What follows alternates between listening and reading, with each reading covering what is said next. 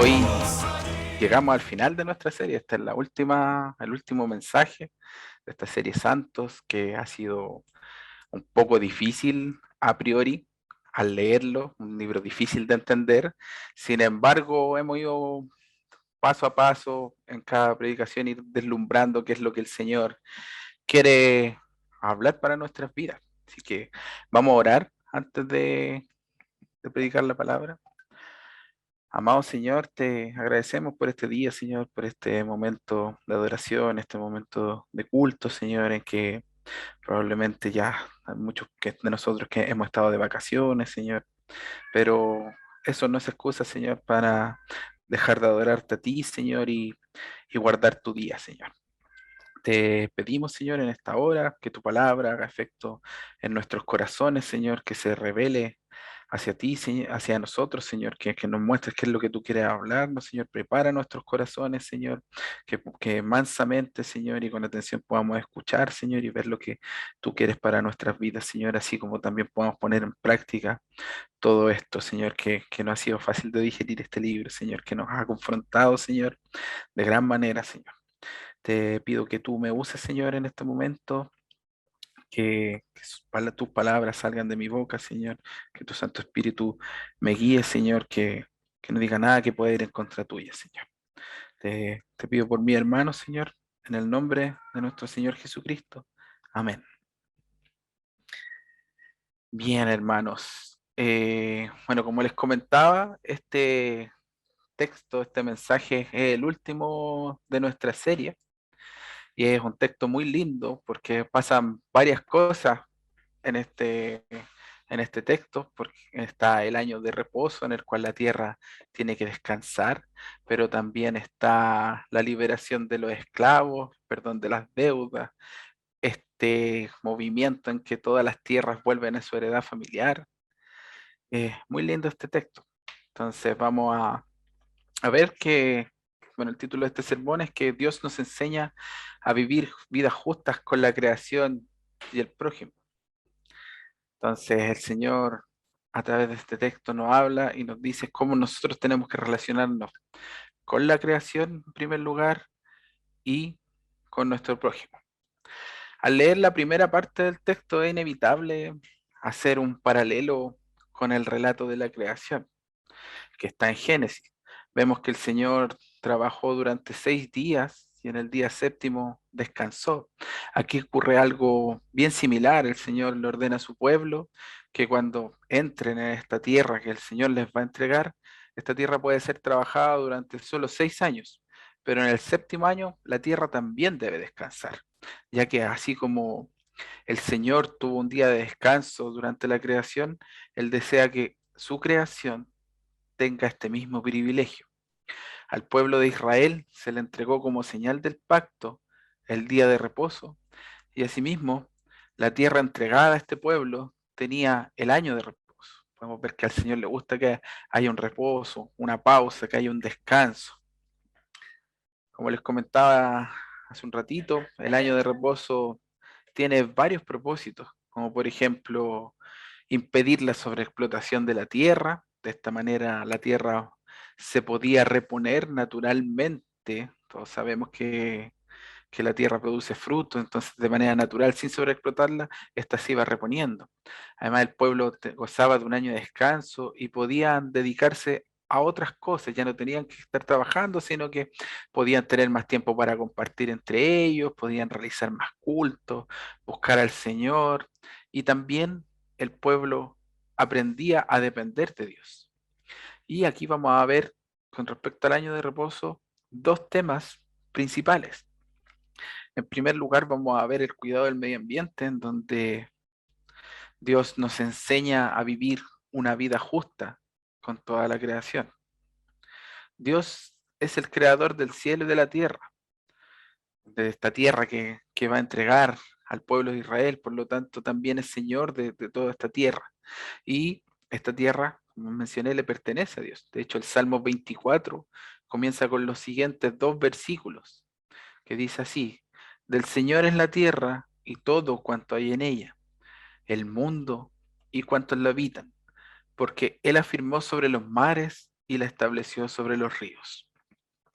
Podemos ver que así como el Señor es dueño del mundo, es dueño de toda esta tierra, de toda la creación, Él establece cómo la tierra va a ser usada. Él es quien, por así decirlo, dirige el barco.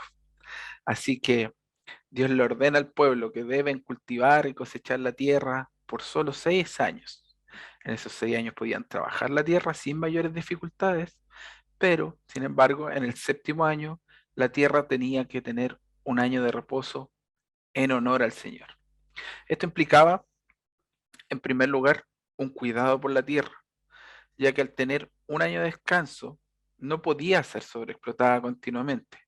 Y gracias a este descanso, como mencioné en un inicio, la tierra naturalmente podía reponer sus recursos, se evitaba la desertificación del terreno, ya que cuando ocurre una sobreexplotación de los recursos naturales, la tierra va perdiendo sus nutrientes, va empeorando la calidad del agua que está bajo de ella, el agua subterránea, y también ocurre un gran riesgo de sequía. Entonces, finalmente, cuando hay una sobreexplotación, el terreno se vuelve desértico, se desertifica. Y esto impacta directamente con toda la flora y fauna del lugar en donde está explotándose esta tierra. Vemos que el Señor en su sabiduría, al impedir la sobreexplotación de la tierra, nos enseña que tenemos que tener un trato justo con toda la creación.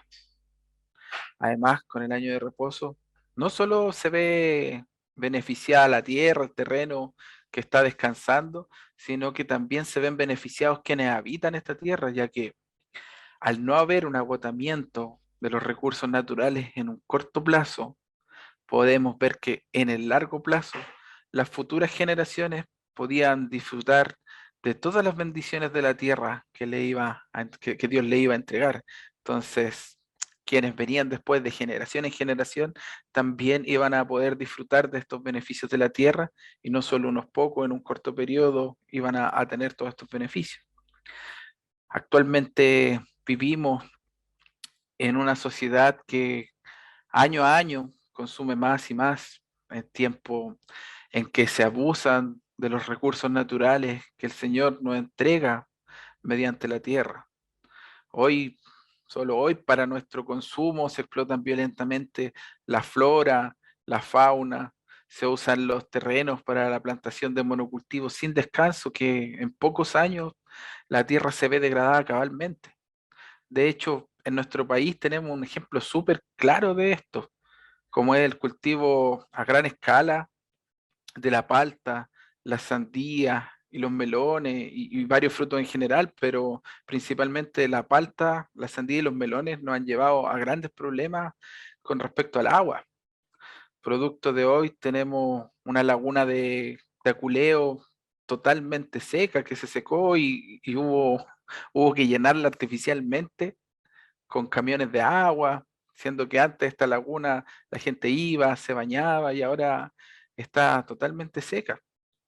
Y por otro lado, la palta, que es un fruto tan rico, pero que hace tanto daño al medio ambiente, pucha, ¿a quién no le gusta la palta?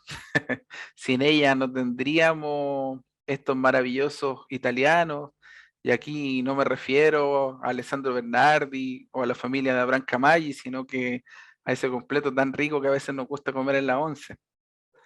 La palta hoy en día, producto de su cultivo masivo, tiene a los habitantes de Petorca sin agua, sin uno de los elementos básicos para la vida. Es de común conocimiento que el ser humano puede estar muchos días sin comer, incluso meses, pero sin agua no puede estar más de 2 o 3 días, si no se muere.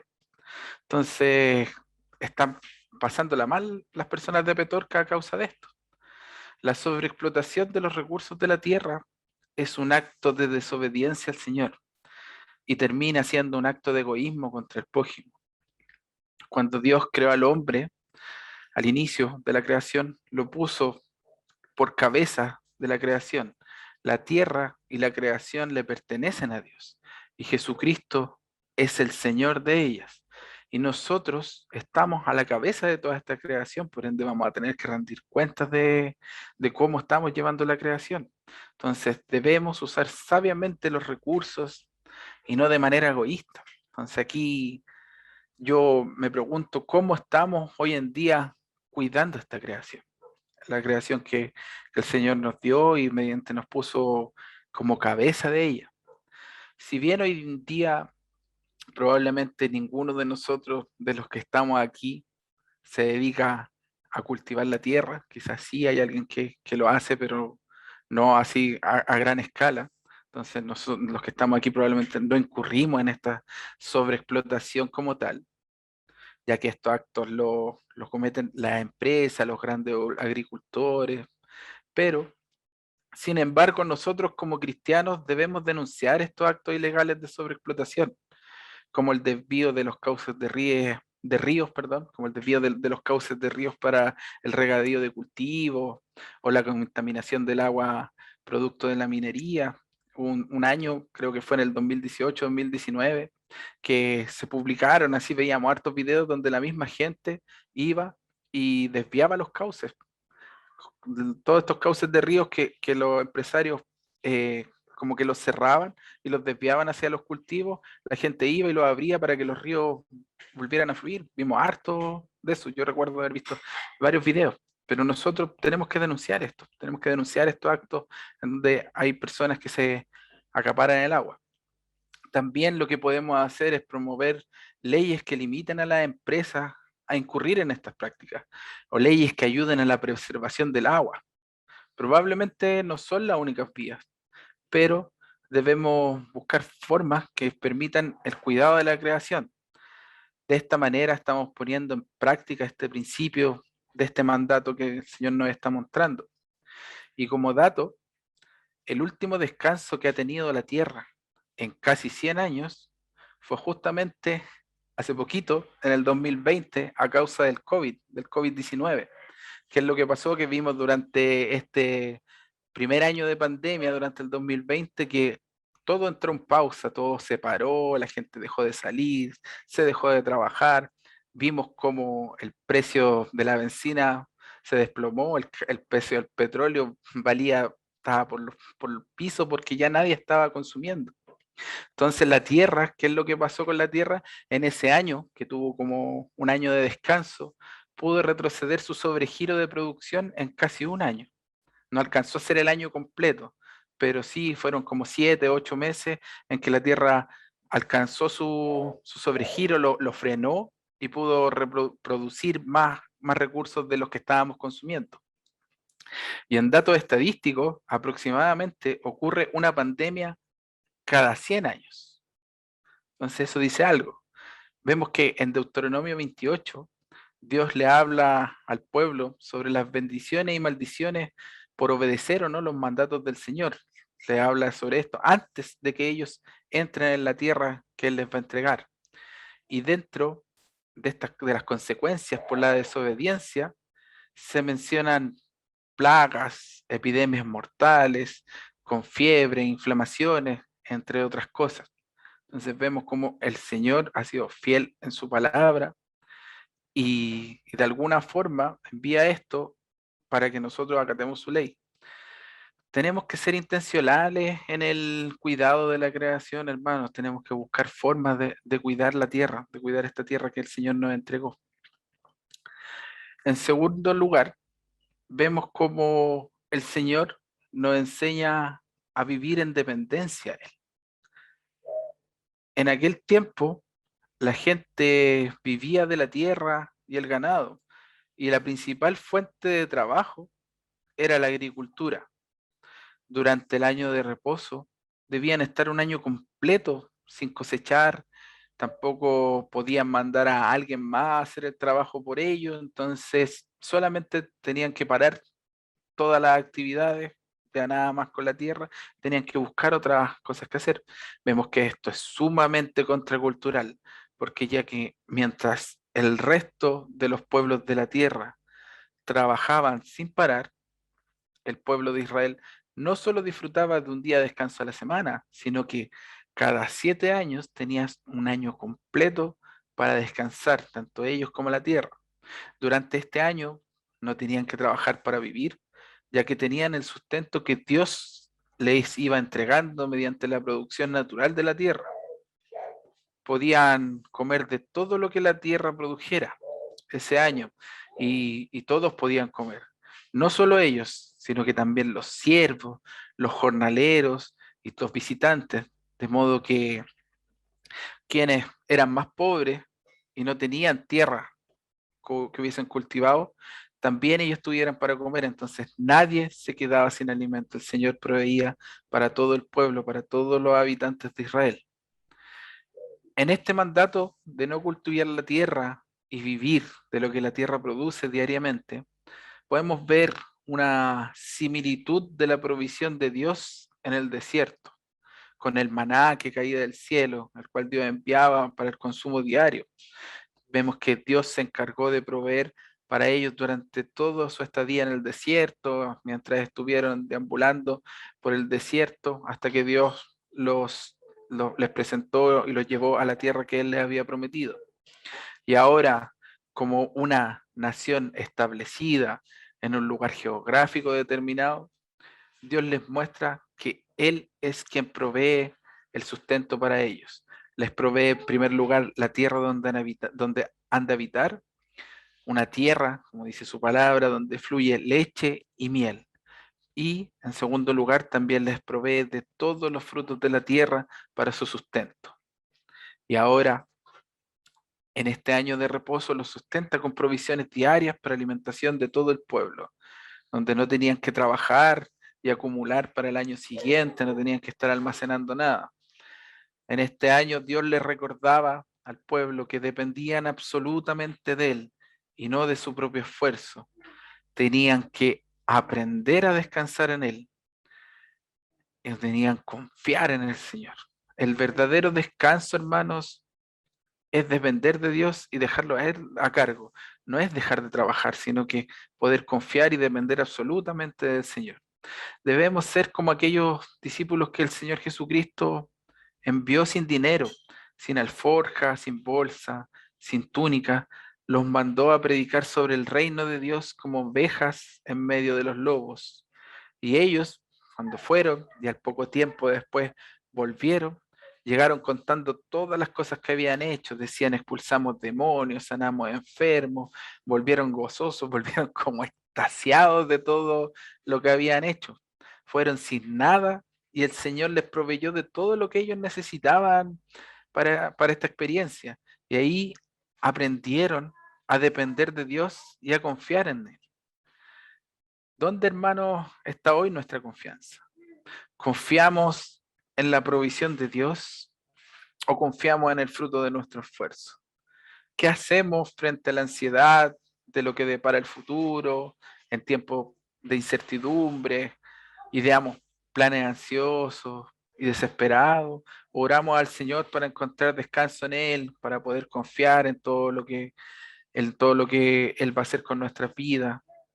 Confiamos en que Él nos va a proveer de todo lo que necesitamos. No está mal tener planes para el futuro como ahorrar o hacer un negocio. Lo que está mal es hacer este tipo de cosas en la desesperación o ansiedad del futuro. Porque primero, así como los discípulos que fueron enviados sin nada, debemos aprender a depender de Dios, confiar en Él, que nos proveerá de todo lo que nosotros necesitamos. Si el centro de nuestra seguridad no es divino, esto nos va a llevar a tener un apego pecaminoso hacia las posesiones materiales, ya que vamos a empezar a confiar en nuestra propia provisión y no en la provisión de Dios. Frente a la incertidumbre y el nerviosismo, frente al futuro, debemos aprender a confiar en el Señor y descansar en Él. Como mencioné anteriormente, el verdadero descanso no es dejar de trabajar, sino que el verdadero descanso se halla en depender de Dios, soltar el control, dejarlo a Él a cargo. Y cuando nuestro Señor Jesucristo vuelva, vamos a tener el descanso eterno y vamos a poder descansar con Él y reinar con Él. ¿Cómo podemos nosotros aplicar en nuestro tiempo el principio de este mandato? Porque en general no trabajamos de la tierra, de hecho vimos un tiempo en que la agricultura está relegada a los sectores que no son centrales como la ciudad. Entonces, ¿cómo podemos aplicarlo? Una forma de aplicar estos principios es respetar los descansos cuando corresponda. Por ejemplo, tomarse las vacaciones correspondientes en un año laboral. No está bien pasar años y años sin tomarse vacaciones por ser comprometido con el trabajo, verse productivo con la empresa. No, eso no está bien, sino porque eso afecta directamente a nuestra salud mental. De hecho, hay muchos que han trabajado tanto y terminan quemados por tanto trabajo. Y en Deuteronomio 28 también se mencionan dentro de las maldiciones, se habla sobre la confusión, que el Señor va a enviar confusión sobre quienes no respeten este mandato. Y bueno, la confusión o el estar confundido tiene directa relación con la salud mental, que esto se puede ver afectado por un ritmo de trabajo sin descanso. Es necesario para el cristiano tomar vacaciones y desconectarse de los quehaceres laborales, porque si nos vamos de vacaciones y seguimos conectados al trabajo, respondiendo correos, viendo cosas, no vamos a descansar. Nuestra mente no va a estar despejada. Si nos tomamos vacaciones, esto nos permite tener nuestra mente despejada, vamos a poder buscar más al Señor, vamos a tener más tiempo para hacer comunión con hermanos, para adorar, para juntarnos, leer la Biblia. Otra forma también de aplicar este principio es usar las licencias médicas adecuadamente, descansar para recuperarse en la enfermedad y no trabajar durante ese periodo mientras estoy con licencia, seguir pendiente de las cosas del trabajo. De lo contrario, vamos a ver nuevamente nuestra salud mental afectada y no solo la salud mental, sino que la salud en general, porque la licencia es para poder recuperarse de una enfermedad. Tenemos que usar los periodos de descanso para depender de Dios, adorarlo, leer su palabra y orar. Descansemos en el Señor. Si nos cuesta tomar vacaciones durante años o seguimos trabajando y trabajando durante una licencia, examinemos qué es lo que está pasando en nuestro corazón, hacia dónde está inclinado. Posiblemente nos encontremos con una idolatría hacia el trabajo. Claramente este principio puede ser aplicado por quienes tengan la posibilidad real de tomarse vacaciones, que llevan trabajando y trabajando harto tiempo. Y frente a cualquier temor que pueda haber por tomarse unas vacaciones, los descansos correspondientes, descansemos en el Señor porque Él se va a encargar de proveer. Y en tercer y último lugar, vemos que Dios nos enseña a vivir una vida justa con el prójimo. Nos vamos a encontrar con el año del jubileo. Este año, este evento es un evento hermoso en el cual se perdonan todas las deudas, se liberan los esclavos y además todas las tierras vuelven a sus dueños originales. El año del jubileo es un evento único que ocurría una vez cada 50 años. Es el año de reposos de los años de reposos. Es un año sagrado que es santo para el Señor y para el pueblo. Vemos que el pueblo que venía saliendo del yugo de Egipto había estado esclavizado por un régimen opresor bajo los egipcios, ahora iban a ser ciudadanos libres viviendo en su propia tierra que Dios les había provisto. Durante el año del jubileo podían comer de todo lo que la tierra produjere por sí misma. No podían cultivar ni cosechar, al igual que en el año de reposo, por ende no podían trabajar la tierra. El año del jubileo es una ley de obediencia al Señor, para que Israel sirviera como una nación santa. El Señor dice que será un jubileo para el pueblo, ya que hay motivos de sobras para gozarse, porque por una parte, todos los terrenos que eran comprados volvían a sus dueños originales. A eso se refiere cuando habla que van a volver a la heredad familiar. Si alguien compraba un terreno en el año del jubileo, este terreno se devolvía a la familia que había pertenecido originalmente. Había como una especie de reseteo de la tierra, como cuando se reinicia una partida de ajedrez y todas las piezas vuelven a su sitio original. Esto impedía que hubiera personas que se enriquecieran obscenamente, ya que no se podían adquirir tierras a perpetuidad, de manera que si alguien por motivos económicos tenía que vender su tierra, tenía dos opciones para recuperarla. En primer lugar, cada 7 años podía pagar un rescate por la tierra, pero si eran pobres o había pasado alguna dificultad económica y no tenían para el rescate de su tierra, en el año del jubileo esta tierra les era devuelta. No era posible que una familia se enriqueciera comprando y comprando terrenos que fueran pasando de generación en generación su patrimonio, como vemos que pasa hoy en día, familias que tienen terrenos desde que se fundó Chile prácticamente, ya que esta tierra le pertenece al Señor. Por eso no podían obtener terrenos de manera perpetua, porque Dios era el dueño de la tierra. Por otra parte, existía lo que hoy llamaríamos como una regulación del mercado inmobiliario. La tierra tenía un precio justo y este valor no dependía de los metros cuadrados, no dependía de la ubicación donde estuviera, tampoco existía una plusvalía que aumentara el valor del terreno, sino que el valor de la tierra era proporcional al número de cosechas que le quedaban al terreno que iba a ser vendido hasta el próximo año de jubileo. Por lo que si faltaba mucho para el jubileo, lo que se traduce en un mayor número de años, un mayor número de cosechas, el valor de la tierra era más alto que si faltaba poco tiempo para el año del jubileo, es decir, menor número de cosechas. Entonces, dependiendo de cuántas cosechas faltaban para el año del jubileo, era proporcional el valor de la tierra. Y en este punto el Señor es claro, dice que no se explotarán los unos a los otros, sino que tengan temor del Señor, ya que no podía llegar a alguien con astucia o tratando de pasarse de listo y poner un precio a la tierra, un precio alto, cuando faltaba poco tiempo para el año de jubileo. Entonces ahí el Señor como que les raya la cancha.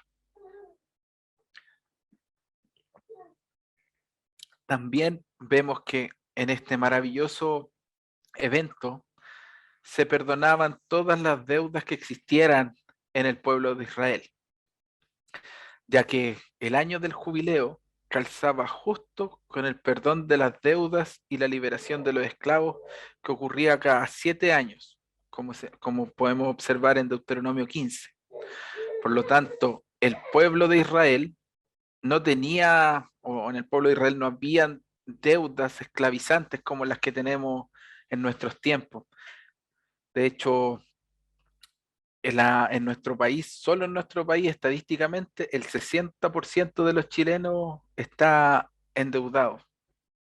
Y en Proverbios 22:7 dice que los deudores son esclavos de sus acreedores, por lo que la deuda es el sistema de esclavitud moderno en la época en la que nosotros vivimos. Y esto afecta directamente nuestra salud mental, porque hay personas que solo trabajan para pagar deudas, se ven así como sobrepasados por las deudas, no duermen tranquilos, no viven tranquilos. De hecho, hoy no tenemos una ley civil que cada cierta cantidad de años nos permita que nuestras deudas sean perdonadas. Pucha, ojalá fuera así, que en estos tiempos pudiéramos tener una deuda solo en número de años. Qué alivio tendríamos si eso pasara.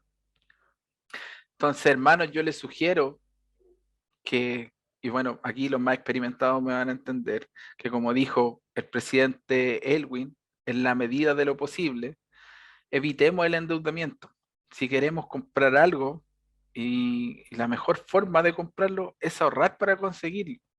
Y tal vez si después de 1 o 2 meses de ahorro nos vamos a dar cuenta que a lo mejor no era tan urgente o tan necesario, porque ¿a quién no le ha pasado que ha gastado un dinero y ha comprado algo que a lo mejor no era tan necesario como un arco, por ejemplo, y, y después se dio cuenta que tal vez no era tan necesario y esa plata podía servir para otra cosa? Y aquí yo hablo desde mi experiencia, entonces podemos ver que el endeudarse es un problema del corazón. El apóstol Pablo nos señala en Romanos 13:8 que no tengamos deudas pendientes con nadie, a no ser que sea la de amarse unos a otros. Esa es la única deuda que se nos permite, el amor hacia el resto. Si bien, como mencioné anteriormente, no tenemos esta ley civil que nos permite el perdón de las deudas, hoy en día, hermanos, tenemos algo mucho mejor que eso. Tenemos a nuestro Señor Jesucristo, que vino a morir por nosotros y mediante su sacrificio, la deuda más importante que teníamos, esa deuda que a nosotros nos hacía esclavos del pecado, fue pagada y perdonada, trayendo reconciliación y amistad con Dios. El año del jubileo iniciaba el mismo día en que el pueblo obtenía el perdón de sus pecados, por lo que los israelitas debían extender ese perdón hacia el prójimo. Y eso solo era posible a través de una justa relación con Dios. Vemos que algunas formas de aplicar los principios de esta ley y en nuestros tiempos, que todavía, como estas son leyes que tienen principios aplicables, hoy día una forma de aplicar esta ley, como mencioné anteriormente, una era evitar endeudarse, pero también otra es el no endeudar a otros. Si un hermano te pide prestado, préstale, pero no le cobres intereses, no le cobres de más. Si tú le prestaste dinero a tu hermano, claramente ese hermano tiene la responsabilidad de pagar ese dinero. Como, como mencionó el apóstol Pablo, no debemos deber nada los unos a los otros. Entonces, todos tenemos, si pedimos algo, tenemos que pagarlo. Si incluso pedimos prestado un libro, tenemos que devolverlo. Pero si han pasado un tiempo, un par de meses, un año, y ese hermano no puede pagar, perdonémosle su deuda. Todos conocemos ese dicho que dice, las cuentas claras conservan la amistad, así como también tristemente conocemos la parte negativa de este dicho, en donde se han destruido relaciones de amistad a causa de una deuda, a causa de un préstamo, un objeto material que prestamos, no solo dinero. Probablemente la gran mayoría de nosotros ha sido testigos de cómo una amistad se ha ido deteriorando paso a paso por un dinero prestado o algo que hemos prestado. Y, y claramente nosotros nos afligimos, nos enojamos con esa persona, nuestro corazón quizás cae en el rencor. Entonces, cuando nosotros perdonamos esta deuda que no nos puedes pagar, se restaura la relación y también se va a restaurar nuestro corazón. No debemos ser como ese siervo despiadado de la parábola que está en Mateo 18, el cual el rey le perdonó la deuda que él no podía pagar, pero este fue, después de haber sido perdonado, vio a otro siervo, a otro de sus hermanos, y le cobró a toda costa, siendo que este hermano le debía mucho menos de lo que él debía, sino que tenemos que ser como nuestro Señor Jesucristo, que canceló esa deuda que nosotros no podíamos pagar.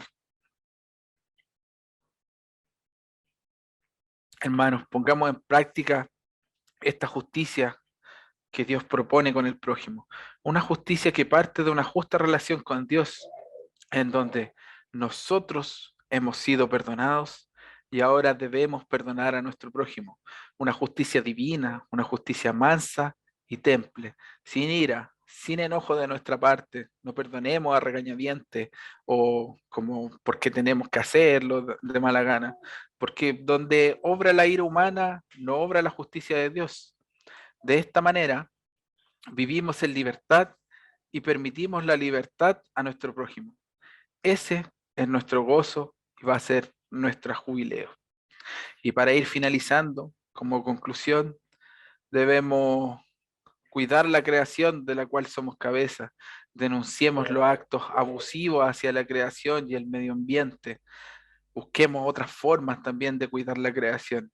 Y así como todo tiene su tiempo, como señala Eclesiastés, tomémonos los tiempos correspondientes para descansar y para recuperarnos, aprovechando de buscar más a Dios, adorarle, orar y tener comunión con nuestros hermanos. Y en último lugar, pero no el menos importante, practiquemos el jubileo. Evitemos la deuda y evitemos generarla. Así como el Señor nos perdonó nuestras deudas impagables, perdonemos también a otros de lo que no nos pueden pagar. Bien, hermanos, este fue el último mensaje. Llegamos al final de esta hermosa serie, que Santos. Podemos ver que un libro que es difícil de leer a primera vista, si lo estudiamos con calma, podemos ver cómo el Señor se revela y nos tiene que decir muchas cosas para edificación y confrontarnos también en nuestras vidas. Les invito a orar. Amado Señor, te agradecemos por este tiempo, Señor, por este tiempo de tu palabra, Señor, en donde tú nos has hablado hoy día, Señor. Te pedimos que podamos tener más conciencia, Señor, de tu sustento, Señor, de esta tierra que nos has entregado, Señor, que podamos cuidarla y podemos hacer cumplir con que nos hayas puesto a cargo de ella como cabeza de la creación, Señor. También te rogamos, Señor, que dejemos de lado nuestra autoconfianza, Señor, y que aprendamos a depender de ti, aprendamos a confiar en ti en los momentos que aprendamos a descansar, Señor, y te busquemos en adoración, Señor, y podamos tener esta justa relación, Señor, contigo mediante el descanso. También, Señor, te pedimos que tengamos misericordia, porque así como tú nos perdonaste mediante el sacrificio de Cristo, como Cristo vino a morir por nosotros para cancelar la deuda que nosotros teníamos contigo, Señor, también podamos extender ese perdón, extender esa gracia y perdonar a otros, Señor, y poder restaurar relaciones que a lo mejor se han visto deterioradas, Señor. Te pedimos que nos llevemos esta palabra, que la meditemos, Señor, y que podamos la forma de aplicarla, Señor. Gracias por nuestra congregación, por nuestra iglesia, Señor. En el nombre de nuestro amado Señor Jesucristo te lo rogamos. Amén.